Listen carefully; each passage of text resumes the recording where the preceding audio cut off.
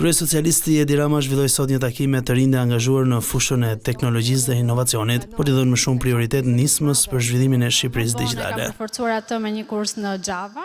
Rama shpreh se qeveria synon që të çojë numrin e laboratorëve inteligjent nëpër shkolla në 1000, ndërsa dha lajmin se me mbështetjen e Francës do të investohet në një tjetër strukturë teknologjike. Këtu te piramida për pak ditë besoj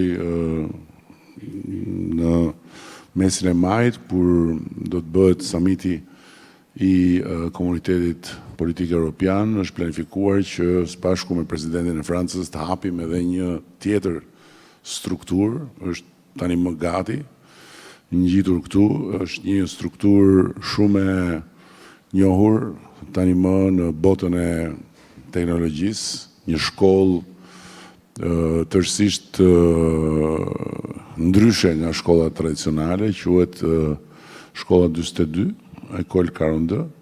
Rama premtoi më shumë vëmendje për programin e startupeve.